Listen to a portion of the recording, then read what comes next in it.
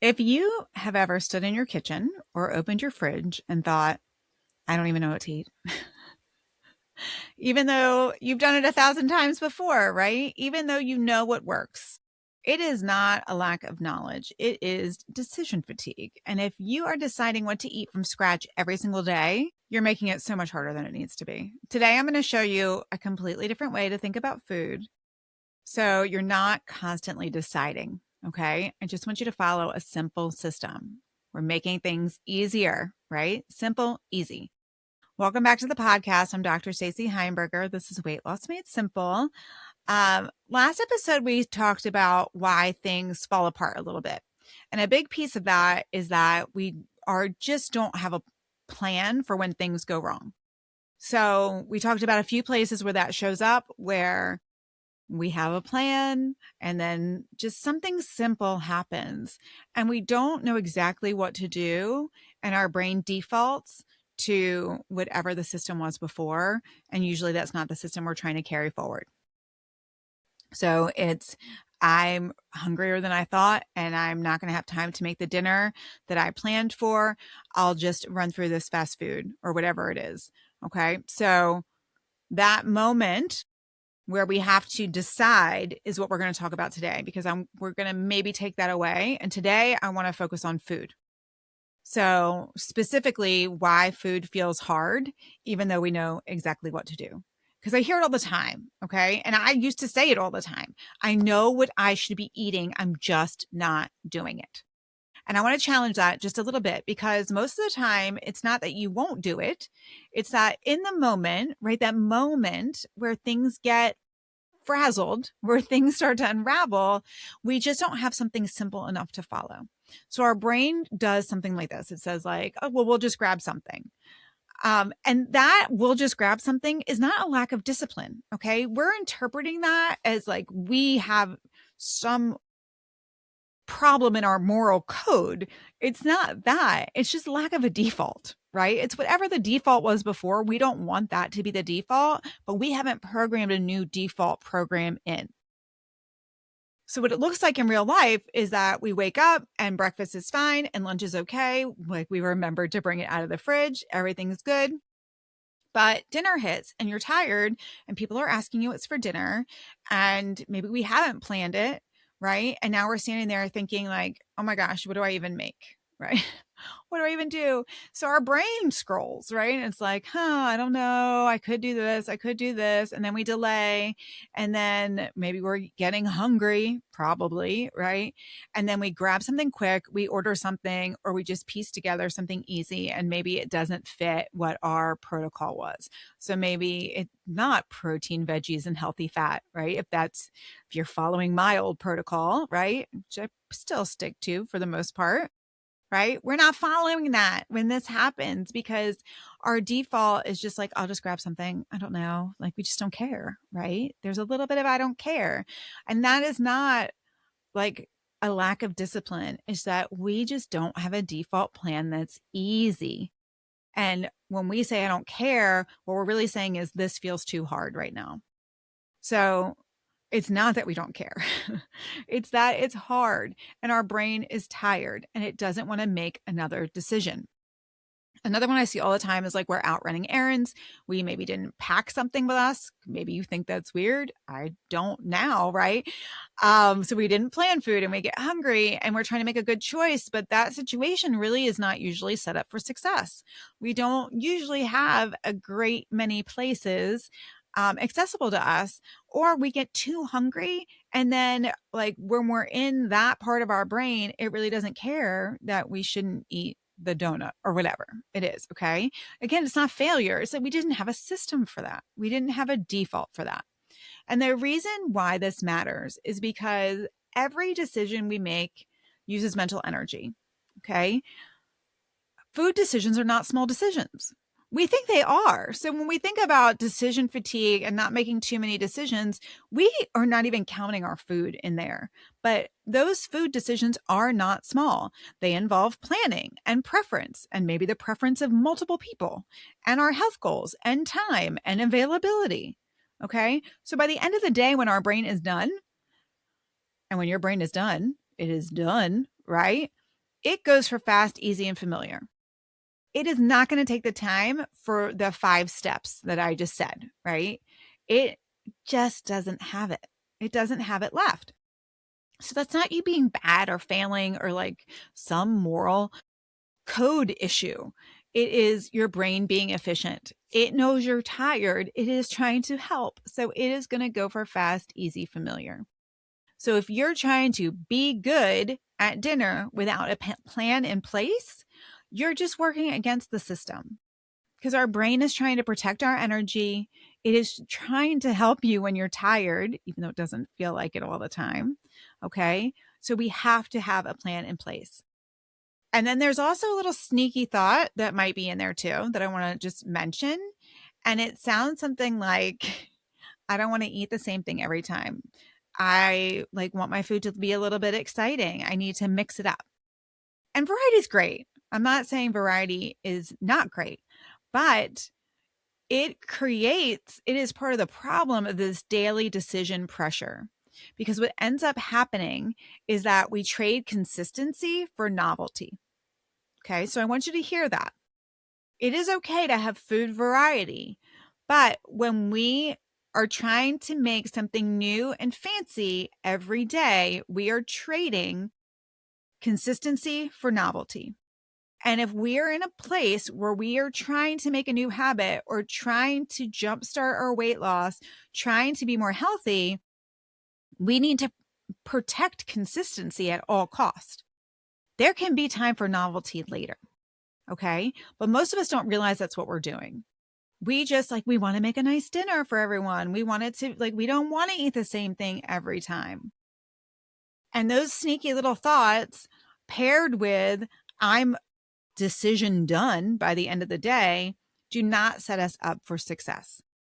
So I want to maybe shift your thought a little bit here. I'm going to see if you want to go with me with this.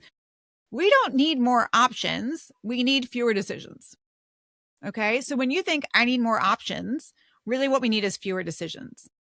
Consistency comes from having a very small set of things and then we repeat them on purpose, not forever, but enough to remove the friction. I'm going to tell you a story not at all related to food or weight loss about needing fewer decisions. When my husband and I decided to get married, we did not give ourselves this huge runway. We knew we wanted to get married. I was older than he was. And so we looked at 3 places. So we only had to pick 1 out of 3. And then when we picked the place, they had 2 caterers that they used there and 2 bars, right? We did not have a lot of choices. Do you know how easy it was to plan that wedding? Which was super fun, by the way. We sacrificed nothing by having less decisions to make. All we would have done with more options was take longer and second guess ourselves. So sometimes it's easier to see when we're not talking about food, but honestly, the less options we have, the fewer decisions we need to make, the easier it is. And we're trying to make things easy. I'm trying to make things easy for you. Okay. So let's make this simple. There are 3 food systems I want you to think about. We're coming back to food. Although if you're dreaming about weddings, that's fine too. But come back with me for a minute, back to food. So 3 food systems that I want you to think about. 1 is repeatable meals. This is the easiest place to start. Okay. This is your Taco Tuesday. You don't need a brand new breakfast every day. One of my most successful clients would make a big quiche at the beginning of the week and she cut it into 7 pieces. And that's what she had for breakfast every day. And she loved it and she made it consistently and it made it so easy. I'm not even saying you need to pick 1. Pick 2 or 3 breakfasts, 2 or 3 lunches, and a handful of dinners and rotate them out. Now, personally, I did not have a problem at breakfast and lunch. It was dinner because my work was very stressful. And I would come home and I would be done. And I couldn't think about it. So I started with dinner. And if you look at your day, look at your routine, look at your pattern and say you're right. I usually kind of starts to unravel at dinner, start with dinner first. So I sat down, my husband and I picked a handful of dinners that we knew we liked, that we could eat multiple times in a month And like, I literally made them into like a little book, I think, or at least a list. And then I printed a calendar and I wrote them on the calendar. And then I sent him the calendar like, hey, you good? Like, I'm good. And it was done. I could literally plan an entire month of dinners in like 5 minutes because I had like 15 to choose from, or maybe even 20. Don't forget to leave a leftover day in there, right? And I would plan 5 out of 7 dinners for the week using those 20 meals, and it would be so easy. I kept the meals super simple because we were both working. Now we're just both working more, right? So it was like chicken and a jar of salsa in the Instapot, right? Taco Tuesday. And we just repeated them. It wasn't, food was no longer a constant decision. And food decisions used to take up so much of my mental space, like probably 75% of my day. When I did this and gave myself that freedom, that mind freedom back, it was amazing. Right. And so for breakfast, I say I didn't really pick breakfast, but I was working at a hospital that we had breakfast there, and they made the same thing every morning. So I could get eggs and bacon every single morning. Protein, healthy fat. I knew it would keep me full till lunch. And then sometimes I would either prep the salad I really liked for the week with lots of crunchy, lovely stuff on it. Right. Or I knew they had kind of these little protein packs in the cafeteria. Again, it was like nuts, a hard-boiled eggs, and cheese, right? And then I could do like veggies and hummus with it and make like a little charcuterie lunch. Still one of my favorite lunches. Okay, so I had 2 lunches that I kind of went back and forth. I had one breakfast that I kind of did. And then I had this rotating series of dinners that was super easy. And look, I'm going to give you, if you're like, I don't even know what to do, dinner, Stacy, like, where do I even start? Don't forget, I've got that dinner guide for you. Just go to www.sugarfreemd.com/dinner, and it's there for you. Okay. There's not 20, but there's enough to get you started. Because I can tell you, when I first told my brain we're going to give up sugar, the first thing, I remember it so well, the first argument back that I heard in my mind was, then there's no food. There's no food that doesn't have sugar. So I had to write these down to give my brain that evidence that there is, in fact, lots of meals that don't have sugar. But I had to prove it. Like, I needed evidence. It was so crazy. Okay. So that is our first of the 3 pieces, repeatable meals. It is much easier than you think. Keep these meals simple. Okay. Just pick do 2 weeks. Okay. So pick 10 meals, and then you're not even repeating anything. Okay. Plan for 5 meals a week with some leftovers. Good to go. The second thing I want you to think about is emergency food. So this is your I didn't plan, but I still have something. So this might be something in your freezer. Okay. I have told this freezer trick before, but if you're new to me, if you are meal prepping and you are making a lasagna or you are making salsa chicken, make double and freeze half. The key is you need to then write on your calendar when you're taking that out of the freezer so it doesn't just die in there. So if you're taking the time to cook something, just double it and put one in the freezer, write it on your calendar. Okay. So emergency food, something in your freezer, something quick that you can throw together, right? So you always have XYZ in the pantry, like a can of soup, a can of tuna, whatever, something you always keep stocked. That is what keeps one off-plan moment from turning into a whole day plan where it doesn't work. Okay. I think the freezer and the pantry are the easiest places to do this. The third thing I want you to think about, you knew it was coming, is your squirrel drawer. So I love it because it's so practical and it has saved me so many times. So these are things you keep on hand, like a little squirrel, right? We're going to squirrel some things away. And that can mean there's something in your purse that just lives there, something in your car in that little wheel well part piece, right? Or something in your desk or at your office somewhere. Okay. And that's so you never have that moment of I have nothing. I will tell you, part of this was born out of like some weird diet trauma where my brain really freaks out if it thinks it's not going to have food available, and it like makes this weird bingey thing happen. So it's this deprivation binge behavior. And my way of solving that is just turned into this really practical thing of this squirrel drawer where we have these things ready.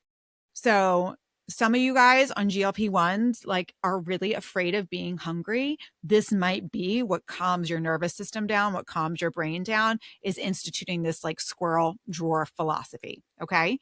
But this is going to solve the like, I don't have anything, right? Because that's where most decisions go sideways, is where we're starting to get hungry and we don't have a plan and we don't have food.